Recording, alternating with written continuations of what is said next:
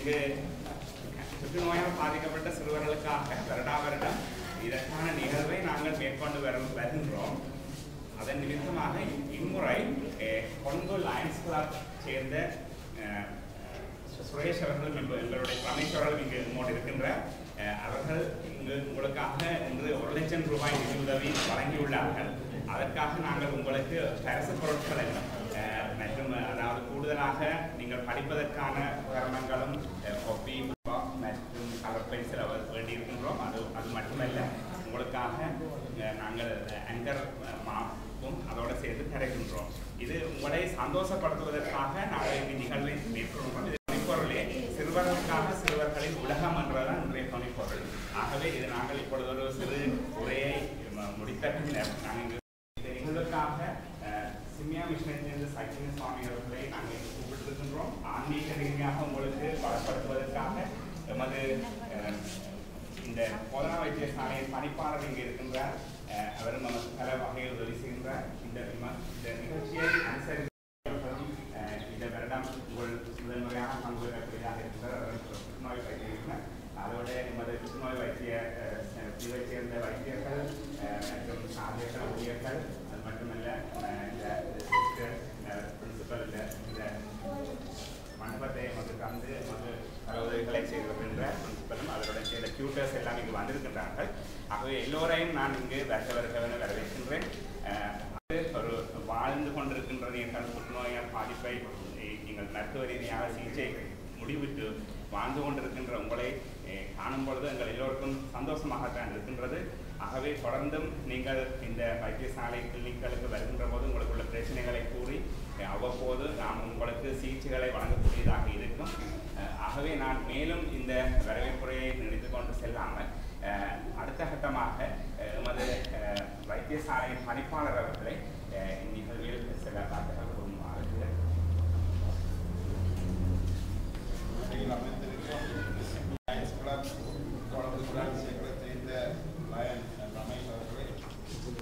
புற்றுநோய் வைத்திய நிபுணர்களே ஜெயக்குமார் அவர்களை காரியை பற்றிக்கூடிய அதிபர் போதனாசிரியர்கள் மற்றும் நமது வைத்திய உத்தியோகர்கள் காரிய உத்தியோகர்கள் மற்றும் இங்கு வந்திருக்கும் அவர்கள் பெற்றோர்கள் அனைவருக்கும் நமது காலை வணக்கம். இன்றைய தினம் சிறுவர் தினம், அக்டோபர் 1. எனவே இந்த தினத்திலே சிறுவர்கள் அனைவரும் சந்தோஷமாகவும் நிம்மதியாகவும் வாழ வேண்டும். இன்று உலகளாவிய சிறுவர்களுக்கு எல்லாம் பல நெருக்கடிகள் வந்து கொண்டிருக்கின்றன. அந்த நெருக்கடிகள் எல்லாம் இந்த நாட்டிலிருந்து தீர வேண்டும் என்று நாங்கள் உறுதி பூண்டு இங்கு நீங்கள் வந்திருக்கின்ற வைத்திய பெற்று சுகதைகளாக வந்திருக்கின்றீர்கள். எனவே உங்கள் அனைவருக்கும் எனது வாழ்த்துக்கள். அடுத்த சிறுவர் தினத்தில் நீங்கள் மீண்டும் வழங்குகிறார்கள் எனவும் அவரை நான் இன்று உங்கள் முன்னிலையில் ஆன்மீக உங்களுக்காக வழங்குமாறு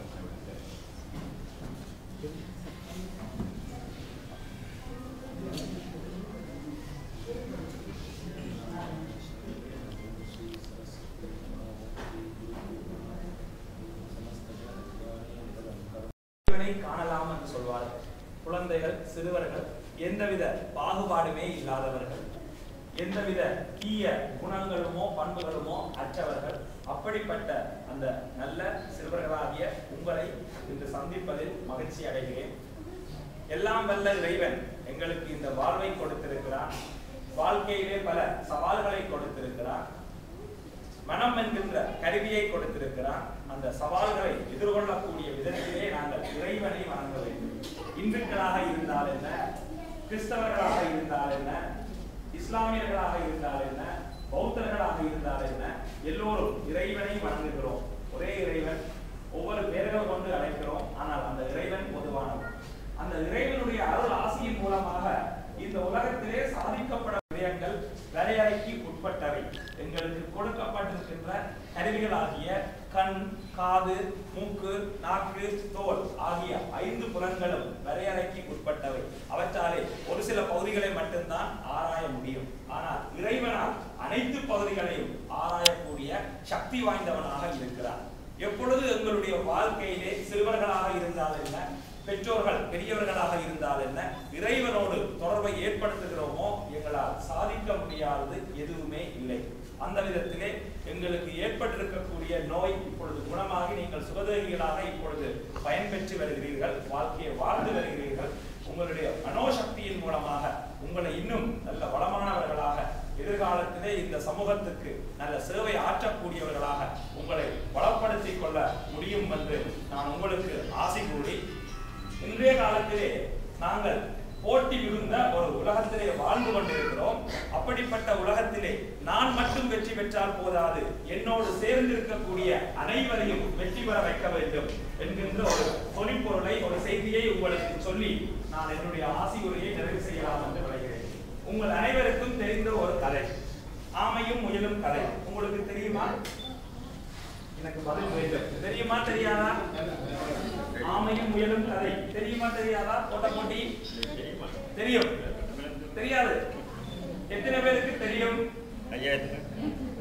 ஆமையும் முயலும் ஓட்ட போட்டி கதை தெரிந்த சிறுவர்கள் கைகளை உயர்த்துங்கள். Very good. நான் அதே கதையை உங்களுக்கு மீண்டும் சொல்ல போகிறேன், சற்று வித்தியாசமாக சொல்ல போகிறேன். ஒரு நாள் ஆமையாரும் முயலாரும் சந்தித்துக் கொண்டனர். முயலாருக்கு ஒரு கர்வம் இருந்தது, என்னால் நன்றாக ஓட முடியும், இறைவன் எனக்கு அந்த திறமையை தந்திருக்கிறான். உடனே முயலார் ஆமையாரை பார்த்து, ஆமையாரே இன்று ஒரு ஓட்ட போட்டி வைப்போமா? உடனே ஆமையார் வேறு வழி இல்லாமல் சரி ஓட்ட போட்டி வைப்போம் என்று சொல்லி அதுக்குரிய ஆரம்ப இடம், அதுக்குரிய முடிவிடம் எல்லாம் தீர்மானிக்கப்பட்டு குறிக்கப்பட்டு ஓட்ட போட்டி ஆரம்பமாகியது. ரெடி சொல்லணும் சத்தமா, கோ என்ற உடனே ஓட்ட போட்டி ஆரம்பித்தது. முயலார் மிக வேகமாக ஓடி ஓடி வந்து கொண்டிருந்தார். ஆமையார் மெதுவாக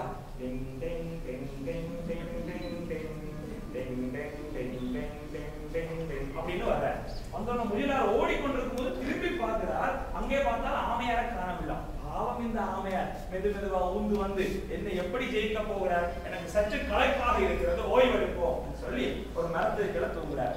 முயலார் தூங்குறார், நித்திரை கொள்கிறார். நித்திரை கொண்டு கொண்டிருக்கும் போது திடீரென நித்திரையிலே ஒரு கனவு. கனவுலே பார்த்தால் ஆமையார் முதலிடத்தை பெறுகிறார். முயலார் கனவுல குழம்பி எழும்பி பார்த்ததும் ஆமையாரை காணவில்லை. மீண்டும் ஓட்ட போட்டியுடைய முடிவிடத்துக்கு ஓடி சென்று பார்த்தால் அங்கே ஆமையார் முடிவிடத்தை ஏற்கனவே வந்து சேர்ந்து விட்டார். அப்ப அந்த ஓட்ட போட்டியில வெற்றி பெற்றது யாரு? வெற்றிக்கார குழந்தைகள். ஆமையார் வெற்றி பெற்று விட்டார். இப்ப முயலாருக்கு கவலை, என்னிடம் இவ்வளவு திறமை இருந்தும் ஆற்றல் இருந்தும் அதை நான் சரியாக பயன்படுத்தவில்லையே, ஓய்வெடுத்து என்னுடைய இந்த போட்டியிலே தோற்று விட்டேனே, இனிமேல் நான் வாழ்க்கையில் ஓய்வெடுக்கவே மாட்டேன், எடுத்த இலட்சியத்தை அடையும் வரை ஓய்வெடுக்க மாட்டேன். நீங்க எல்லாம் சிறுவர்கள் நன்றாக படிக்க வேண்டும், அதுக்கு தான் நாங்கள் லைன்ஸ் கிளப் எல்லாம் உதவி செய்கிறார். அப்போ ஓய்வெடுக்க கூடாது, படிப்பிலே இலட்சியத்தை அடையும் வரை யாருமே ஓய்வெடுக்க கூடாது. ஆனா ஓய்வெடுக்க வேண்டும். நான் சொல்கிற ஓய்வு நிரந்தரமா, எனக்கு படிப்பே வேணாம், படிக்கவே பிடிக்கல அப்படிங்கிற ஓய்வு எடுக்கக்கூடாது. இப்ப முயலார் யோசிக்கிறார், தோல்வியை ஏற்றுக்கொள்ள முடியவில்லை. ஆமையாரே இன்னொரு முறை ஓட்ட போட்டி வைப்போமா, இந்த முறை பார்க்கலாம். உடனே ஆமையார் கேட்கிறார் முயலாரை பார்த்து, மன்னிக்க வேண்டும், ஆமையார் கேட்கிறார் முயலாரை பார்த்து, ஆமையார் வென்று விட்டார், முயலார் தோற்று விட்டார். முயலார் சொல்கிறார் ஆமையாரை பார்த்து, இன்னும் ஒரு முறை ஓட்ட போட்டி வைக்கலாம். இப்ப ஆமையாருக்கு வேறு வழி இல்லை, சரி வைக்கலாம் என்று சொல்லி விடுகிறார். இரண்டாவது முறை ஓட்ட போட்டி நடைபெறுகிறது.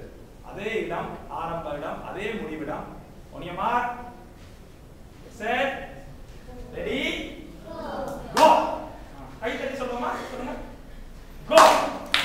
வெரி குட் அப்படின்னு சொன்னோன்னா இப்போ ஓட்ட போட்டி ஆரம்பமாகியது. முயலார் மிக வேகமாக துள்ளி துள்ளி பாய்ந்து பாய்ந்து ஓடி வருகிறார். ஆமே அதே வருகிறார்.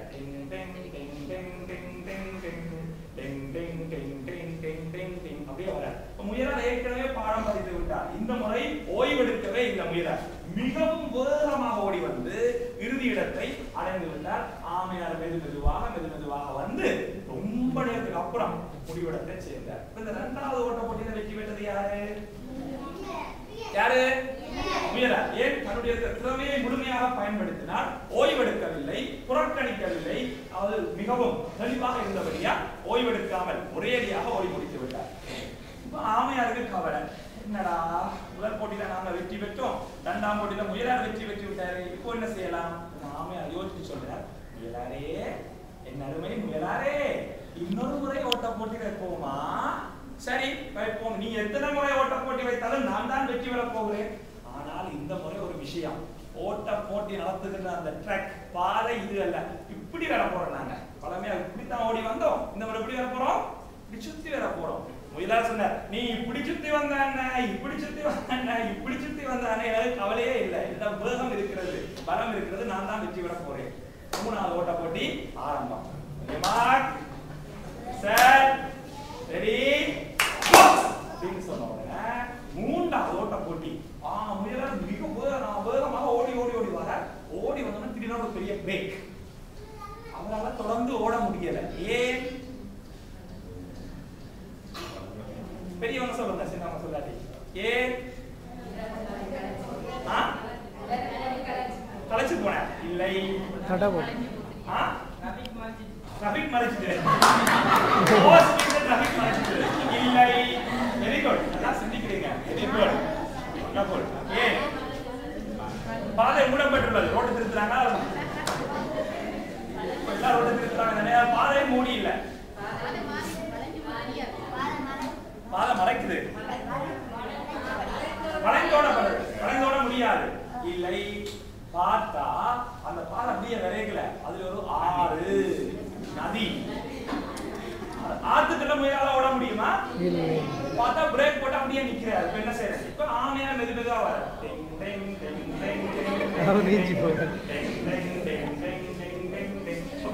சவுண்ட் எல்லாம் புதுதான் சொல்றாங்க. சினிமா பார்த்து பழகிறாங்க, பேக்ரவுண்ட் மியூசிக் எல்லாம் போடுறாங்க, கவனிக்க மாட்டேங்குது. அப்போ முயலார வந்துட்டு வந்து ஆத்தங்கரைக்கு வந்தா ஆமையார் வந்துட்டு முயலார பாக்குற, ஆமையார் ஆத்துக்குள்ள விழுந்து நீந்தி கொண்டு ஆத்த நீந்தி கடந்துட்டு அங்க ஆத்தங்கரை மெட்டக்கரைக்கு போய் மெதுவா போய் முடிவிடத்தை சேர்ந்துட்டார். முடிவிடம் மெட்டக்கரை தான் ஆற்று அடுத்த கரையில. முயலார் பாவம் இந்த கரையில இருந்து அப்படின்னு யோசிச்சுட்டு இருக்கார். இப்ப 3வது ஓட்டப்பட்டியில வெற்றி பெற்றது யாரு? ஆமையார். இப்ப பார்த்தா அப்படி மாறி மாறி வெற்றி பெற, முதல்ல ஆமை பிறகு முயல் பிறகு ஆமை, எப்படி மாறி மாறி நடக்குது. உடனே அவங்க யோசிச்சாங்க, இனி ஓட்ட போட்டியை முடிவுக்கு கொண்டு வருவோம், நேரம் ஆயிடுச்சு, ஓட்ட போட்டியை முடிவுக்கு கொண்டு வருவோம்னு ஆமையாரும் முயலாரும் என்ன செய்யறாங்க? We will become friends, shake hands. நாங்கள் இன்றிலிருந்து நண்பர்களாக மாறுவோம், கை குலுக்குவோம் என்று ஆமையாரும் முயலாரும் சேர்ந்துட்டாங்க. சேர்ந்த உடனே இப்போ இறுதியான நிறைவான ஓட்ட போட்டி, 4வது ஓட்ட போட்டி வைப்போம் என்று சொன்ன உடனே திருப்பி அதே இடத்துக்கு போயிட்டாங்க, ஆரம்பமான இடத்துக்கு. இந்த பாடதான் ஒன்னியமார் கெசட் ரெடி அப்படின்னா 4வது ஓட்ட போட்டி எப்படி நடந்துச்சுன்னா, முயலார் இருக்க, முயலாருக்கு மேல ஆமையார் ஏறி இருந்தார். மனசுல நச்சு பாருங்க, நல்லா இருக்கு. முயலுக்கு மேல ஆமை ஏறி இருந்தாலும் முயலார் மிக வேகமா ஓடி வர, ஆமையார் கத்த ஐயோ ஐயோ ஸ்லோ ஸ்லோ ஸ்லோ அப்படின்னா ஆமையார் கத்துறாரு. ஆமையார் தன்னுடைய வாழ்க்கையில இந்த வேகத்துல போயிருக்கவே மாட்டார். நான் முயலார சொல்ல, என்ன இருக்கு கட்டிப்பிடி, என்ன இருக்கு கட்டிப்பிடி, பிடிச்சுக்கோ, நான் விட மாட்டேன் அப்படின்னு சொல்றாரு. யாரு? முயலார். ஆமையார் இருக்கு கட்டி பிடிச்சிருக்க. முயலார் ஆமையார் சேர்ந்து வேகமா வந்து ஆத்தங்கரைக்கு வந்த உடனே ஆமையார் வந்துறாரு. வந்தோடனே ஆமைக்கு மேல முயல் ஏறி இருக்கிறார். இருந்த உடனே ஆத்துக்கு ஆமை முயலாருக்கு ஐயோ தண்ணி தண்ணி தண்ணி எவ்வளவு போறேன், நிப்பாடு நிப்பாடு பிரேக்க போடு, நான் அங்கே நான் போறேன். முயலார் அழுகுறேன். நாம சொல்றேன், நீ முன்னாடி சொன்னாத எனக்கு இப்ப அதே நான் உனக்கு திருப்பி சொல்றேன். என்ன இறுதி கட்டிப்பிடி, நாங்க ஃப்ரெண்ட்ஸ் தான், நாங்க பிரிய கூடாது, வெய் பிரியானது இறுக்கி பிடிச்சுக்கோ, என்ன முழுமையா நம்பு. அப்போ முழுமையா நம்பி இறுக்கி கட்டி பிடிச்ச உடனே ஆமையார் வந்து முயலார் மேலே இருக்கிறார்களே, ஆமையார் கீழே ஆத்துல அப்படியே டிங் டிங் டிங் டிங் டிங் டிங் டிங் டிங் டிங் டிங் டிங் டிங் டிங் அப்படி வந்து நான் ஆத்தங்கரைக்கு வந்தோடனே முயலார் குதிச்சார். குதிச்சு தண்ணியெல்லாம் உதறிட்டு இப்போ ஆமையார் சொன்னா, நீ எனக்கு மேல ஏறு. முயலாருக்கு மேல ஆமையார் திருப்பி ஏறினோடனே அப்படியே மிச்சக்கரையும் மிக வேகமாக வந்து முடிவிடத்தை அடைந்தார்கள். இப்ப 4வது ஓட்ட போட்டியில யார் வெற்றி பெற்றது? யாரு? 2 பேரும் முயலாரும் ஆமையாரும் ஒரே நேரத்திலே வெற்றி பெற்றார்கள். அதுவும் மிக குறுகிய நேரத்துல. ஒலிம்பிக் ரெக்கார்ட், வேர்ல்ட் ரெக்கார்ட் மிக குறுகிய நேரத்துல 2 பேரும் சேர்ந்து வெற்றி பெற்று விட்டார்கள் இல்லையா? ஆமையாருக்கு இப்படி வாழ்க்கையில இந்த மாதிரி மிக குறுகிய நேரத்துல இவ்வளவு தூரத்தை ஓடின சாதனை அவருக்கு கிடைச்சிருக்காரு. சந்தர்ப்பம் சேர்ந்தாலும் கிடைச்சது. முயலாருக்கு ஆத்துக்களால ஓடி வந்த சாதனை வாழ்க்கையில கிடைச்சிருக்காது, சேர்ந்தாலும் கிடைச்சது. அப்போ தனித்தனியா இருந்து போட்டி போடுவதை விட சேர்ந்து போட்டி போடும்போது நாங்கள் பெரிய இலட்சியங்களை அடையலாம். இதை இந்த நவீன காலத்துல மேனேஜ்மெண்ட் தியரி முகாமித்துவ தியரியில சொல்லுவாங்க வின் வின் சிச்சுவேஷன். உனக்கும் வெற்றி எனக்கும் வெற்றி, நாளை சேர்ந்து செயற்படுவோம். இந்த கதையிலிருந்து விளங்குற என்னன்னா விடாமுயற்சி. இறைவன் ஒவ்வொருவருக்கும் ஒவ்வொரு திறமைகளை கொடுத்திருக்கிறார். முயலால வேகமா ஓட முடியுமாக இருந்தால் ஆமையால் என்ன செய்ய முடியும்? தண்ணிக்குள்ள தவள முடியும், ஓட முடியும். அப்போ உலகத்தில் இருக்கக்கூடிய அனைத்து ஜீவராசிகள், இந்து சமய வேதங்கள் சொல்லுது 84 லட்சம் யோனிகள், 84 lakhs ஜீவராசிகள் இருக்கு. 84 லட்சம் வகையான ஜீவராசிகள் இந்த பிரபஞ்சத்தில் இருக்கு. அவ்வளவு ஜீவராசிகளுக்கும் அந்த இறைவன் ஏதோ ஒரு ஆற்றலை கொடுத்திருக்கிறார், சிறப்பை கொடுத்திருக்கிறார். அப்போ நாங்கள் அந்த இறைவனுக்கு நன்றி சொல்லி எங்களுடைய திறமைகளை வெளிக்கொண்டு வர வேண்டும், மனதை சக்தி உள்ளவர்களாக மாற்ற வேண்டும், எல்லோரும் ஒன்றாக இணைய வேண்டும். இணைந்து நாங்கள் செயற்படும் போது வாழ்க்கையில் வெற்றி பெறலாம் என்று கூறி எல்லாம் வல்ல இறைவன் உங்கள் அனைவரையும் ஆசீர்வதிக்க வேண்டும் என்று பிரார்த்தித்து, இறைவனை முழுமையாக நம்புங்கள். முழு நம்பிக்கையோட வந்தா உங்களுக்கு எந்த நோய் இருந்தால் என்ன, இவன் பெரியவர்கள் வேறு எந்த குழப்பங்கள் இருந்தால் என்ன, இறைவன் தீர்த்து வைக்கக்கூடியவன். அவன் அப்படி சக்தி வாய்ந்த ஒருவனாக இருக்கிறார். உலகத்திலேயே மிகப்பெரிய பணக்காரன் யார் தெரியுமா? கடவுள். உலகத்திலேயே மிக அதிகமான சொத்துக்கள், பத்துக்கள், நகைகள், நட்டுகள், காணி பூமி எல்லாம் வச்சிருப்பது யாரு? இறைவன். அப்போ எது வேண்டுமோ அதை யார் அதிகமாக வச்சிருக்கிறாரோ அவரிடம் கேட்க வேண்டும். ஏனியவர்கள் எல்லோருமே பிச்சைக்காரர்கள். இறைவனுக்கு முன்னாடி நம்ம எல்லோருமே பிச்சைக்காரர். எவ்வளவுதான் கோடியா பணம் இருந்தாங்க, காணி பூமி இருந்தாங்க. அப்ப எல்லாத்திலும் சிறந்த இறைவனை நாங்கள் முழு மனதோடு வணங்கும் பொழுது, முழு பக்தியோடு சிறுவர்கள் வணங்கும் பொழுது உங்கள் வாழ்க்கை சந்தோஷமாக அமையும். கடவுளை நீங்க ஃப்ரெண்டா கூட வச்சுக்கலாம். எனக்கு பிள்ளையார பிடிக்கும், எனக்கு கண்ணனை பிடிக்கும், உங்களுடைய ஃப்ரெண்டா வச்சுக்கலாம் இல்லையா? Vinayaka is my friend, oh Jesus, oh Allah, oh புத்தர், யாராக இருந்தாங்க உங்களுக்கு சின்ன வயசுலயே அந்த உறவு, அந்த கனெக்ஷன் இருக்கணும். இருந்தா வாழ்க்கையில எந்த பிரச்சனை வந்தாலும் எதிர்கொள்ள முடியும் என்று கூறி அடியேனை இங்கே அழைத்த இந்த யாழ் போதனா வைத்தியசாலை புற்றுநோய் பிரிவு சேர்ந்த இந்த விழா நிகழ்வு ஏற்பாட்டாளர்களுக்கும் மற்றும் lions club of Colombo grand சர்க்கிளில் இங்கே ரமேஷ் அவர்கள் இருக்கிறார்கள். அதே போல சரவணசீலன் என்று இன்னொரு லயன்ஸ் சரவணசீலன், அவர் கொழும்பிலே இருக்கிறார். அவரும் இன்றைய நிகழ்வுக்கு ஒரு காரணம். அவர்தான் என்னை அவசியம் இங்கே சென்று இந்த குழந்தைகளுக்கு ஒரு ஆசை சொல்ல வேண்டும் என்று என்னை வேண்டிக் கொண்டார். அந்த வகையில அவர் இங்கே இல்லாவிட்டாலும் அவருக்கும் நன்றி கூறி, இவ்வளவு நேரமும் பொறுமையாக இருந்த ஏனைய பெரியோர்களுக்கும் தாய்மார்களுக்கும் நன்றி கூறி விடைபெறுகிறோம். நன்றி.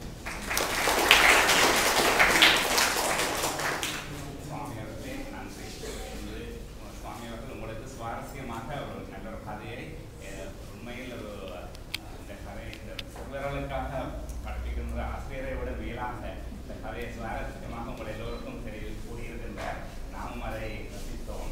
அதன் மூலம் உங்களுக்கு விடாமுயற்சியை பற்றியும் ஒன்றுபட்டால் ஒன்று வாழ்வு என்ற ஒரு இதையும் துணியையும் குறித்திருக்கின்றார். உண்மையில் இந்த ஆன்மீக எங்கே நாங்கள் அது விஞ்ஞானம் முடிகிறதோ அங்கு ஆன்மீகம் தோன்றுவதற்கு தான் நிறைய கூற வேண்டும். எங்களுக்கு பல தெரியாமல் இருக்கின்றது. பல நிகழ்வுகளை கண்டுபிடித்தவர்கள் டிஸ்கவர் பண்ணுறது அல்லது இன்வென்ஷன் என்று கூறார், புதிதாக கண்டுபிடித்ததை. அவ்வாறாக இந்த சுவாமிகள் கூட விஞ்ஞான பிரிவிலே பல அருமையான முயற்சிகளை செய்து அவர் பொறியியல் பீடத்தில் படித்து பொறியியலாளராக வந்து இந்த காலத்தின் தேவையை ஒட்டியோ என்னவோ தெரியாது நமது இந்த பகுதியில் அவர் ஆன்மீகத்துக்கு என்று இணைந்துள்ளமை நமக்கு கிடைத்த ஒரு பிரசாரம் என்றுதான் கூற வேண்டும். ஏனென்றால் இந்த நேரத்தில் இந்த காலகட்டத்தில் எமது மக்கள் பல துன்பங்களுக்கு உள்ளாகி இப்பொழுது முன்று கொண்டு வந்திருக்கின்ற வேளையில் பல நிகழ்வுகள் ஆன்மீகத்துக்கு எதிராக அல்லது சமூக சீரழிவுகள் கூட நடைபெற்றுக் கொண்டிருக்கின்ற இந்த வேளையில் இவ்வாறான ஆன்மீகவாதிகள், ஆன்மீகத்தில் தலைசிறந்தவர்கள், அதுவும் ஒரு பொறியியலாளர், அந்த ஆன்மீகத்தில் விஞ்ஞான ரீதியாக கூட அந்த ஆன்மீகத்தையும் விஞ்ஞானத்தையும் சேர்த்து இந்த பகுதி மக்களுக்கு ஆற்றிக் கொண்டிருக்கின்றமை உண்மையில் நமக்கு கிடைத்த ஒரு தரம் அல்லது கடவுளால் அனுப்பப்பட்ட ஒரு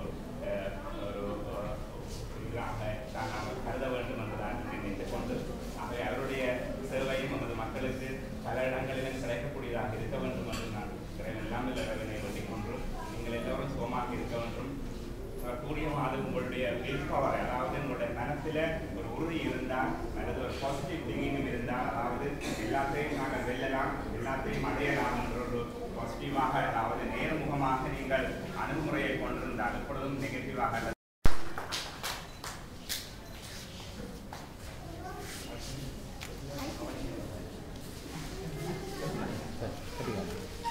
இப்பொழுது இந்த மேடையில் புற்றுநோயாளர்களின் ஒரு பிரதிநிதியாக வித்தகன் அவர்கள் இருக்கின்றார். வித்தகன் ஒரு சிறிய கதை ஒன்று கூறுகிறார். வித்தகனை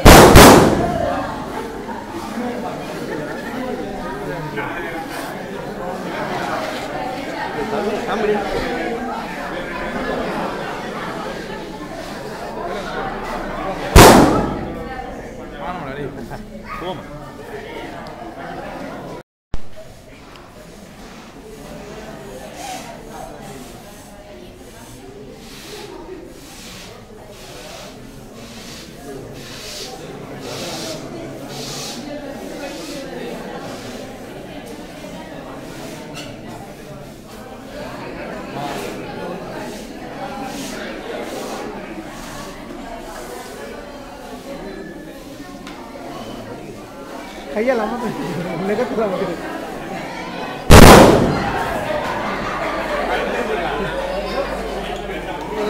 விட்டுடா கையை விட்டு அந்த பறக்க போகுது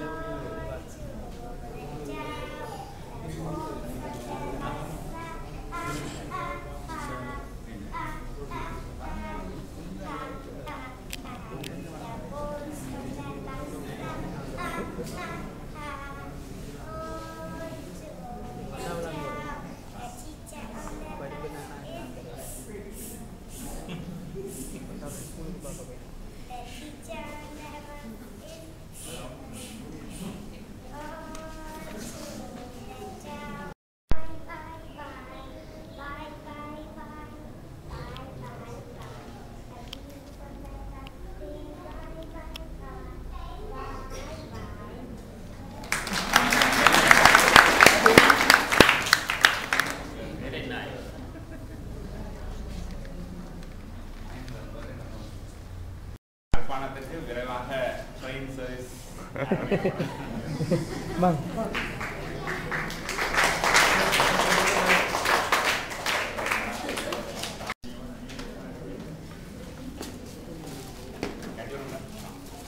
இப்பொழுது யாழ்ப்பாணத்தில் நீங்கள் பல போலீஸ் வாகனங்களை காணக்கூடியதாக இருக்கின்றது.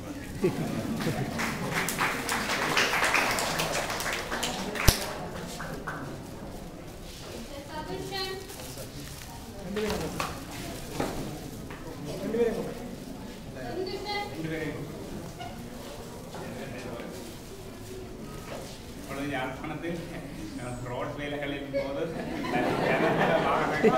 வாகனங்கள் உள்ளன. லைசன்ஸ் இருக்கா?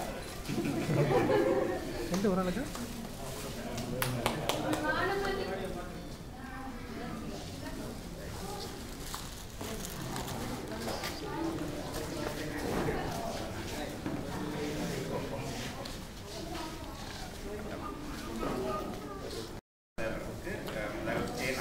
பிளேன் கொடுக்கின்றோம். ஏனென்றால் பெண்களும் ஆண்களுடன் சமமாக பைலட்டுக்கு எதிராக